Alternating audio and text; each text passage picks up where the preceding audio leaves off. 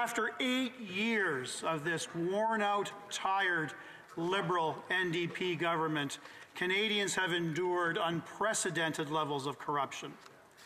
Today we are debating our Conservative motion which calls on the Liberal government to table the full cost of the ArriveScam within 100 days of today's date and to reclaim all money that was paid to contractors and subcontractors who actually performed no work.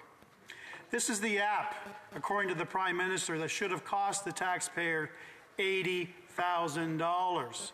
But now we have the Auditor General guessing at the amount at $60 million, could be $70 million, could be $80 million. We don't know how much more than $60 million. What we do know is it's at least 750 times more than the original cost. Now, we hear in the government, at least I've been keeping track of this for several weeks now, several ministers, if not several members of the backbench, commenting that if the rules were broken and there was malfeasance, if there was criminality, those responsible will be held accountable for their actions. But, Madam Speaker, what we have not heard at all is any minister, including the Prime Minister, indicating in the House that the buck stops with the government. Right. Yep. Right. Exactly. Where was the Prime Minister? Where was all those ministers for a 3+ year period? Were they completely tone deaf? Were they completely derelict in their responsibility? Were they completely asleep at the wheel? Or were they simply complicit with the fleecing of the Canadian taxpayer to at least $60 million? Now, why is that important? It's important because they need to look themselves in the mirror and they need to say to Canadians, we did not provide the appropriate ministerial oversight. I have heard from deputy ministers, I've heard from several presidents of all the impugned agencies as laid out in the Auditor General's report. Every one of them, Madam Speaker, confirmed regular, consistent, numerous discussions with the appropriate minister. Surely, all of them, including the Prime Minister, knew how badly this ArriveScam was going out of control. They had the opportunity to rein in this out-of-control spending.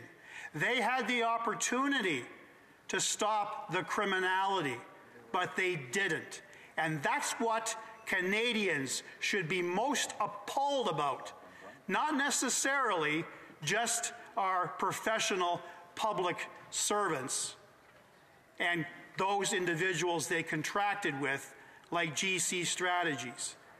They're under investigation. But quite frankly, this government needs to be under investigation. This Prime Minister needs to be under investigation. But we all know what's going to happen, Madam Speaker, because we knew about it in the Aga Khan scandal. We knew about it in the SNC-Lavalin scandal. There is a two-tier level of justice when it comes to dealing with government misconduct and potential government criminality and potential criminality involving the Prime Minister, because the Prime Minister has the luxury of hiding behind cabinet confidentiality. As I put to the RCMP Commissioner today in the Ethics Committee, are Canadians led to believe that the Prime Minister can engage in a whole host of criminal activities and simply hide behind the shield of cabinet confidentiality? He didn't have a good response, I'll admit, Madam Speaker, but certainly that's what it looks like. As a former Crown prosecutor, there was ample evidence to support the charge of obstruction of justice by Justin Trudeau and how he interfered, my apologies, the Prime Minister, ample evidence as to how he obstructed justice in his campaign of trying to influence the actions of the former First Indigenous Attorney General Jody Wilson-Raybould. But again, the government wouldn't release the documents. They wouldn't release the documents to the Ethics Commissioner. They certainly wouldn't release it to the RCMP, but they talk about how independent the RCMP is. They talk about we are going to be transparent. We're going to be accountable. The Prime Minister promised Canadians that, Madam Speaker, in 2015. And look at the mess that they have created in the last 8 years. They are the most corrupt government this country has ever seen. No question. And the member for Winnipeg North can laugh all he wants because he knows it's the truth.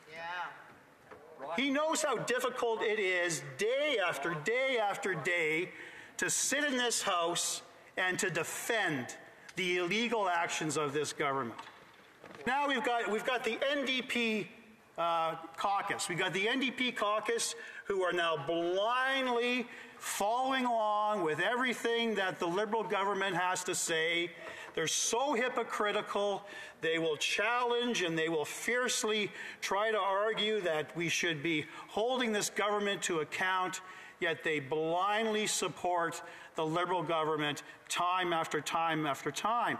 And what they did in this particular scandal is on at least 8 occasions, Madam Speaker, they voted with the Liberal government to continue funding this particular scam. If they had voted no on at least one occasion, if not all those occasions, I certainly wouldn't be standing here today and talking about the scandal and the cost to the taxpayers. Madam Speaker, this Liberal government has proven itself both financially incompetent and riddled with corruption. Therefore, I stand in this House today, along with my Conservative colleagues, to hold this government accountable for its reckless and irresponsible use of taxpayers' dollars. Conservatives demand that the government take decisive action to recover all funds paid to the ArriveScam contractors and, most importantly, the subcontractors who failed to deliver on their obligations. That we're asking within 100 days of this motion being adopted. We are calling on the Prime Minister to present a comprehensive report to the House demonstrating the successful repayment of those taxpayer funds.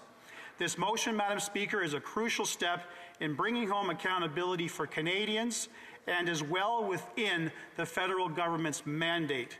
With a commitment to common sense governance, Conservatives are steadfast in unraveling the scandal and restoring accountability for taxpayers, and I encourage all members in this House to stand and support our common sense motion. Thank you, Madam Speaker.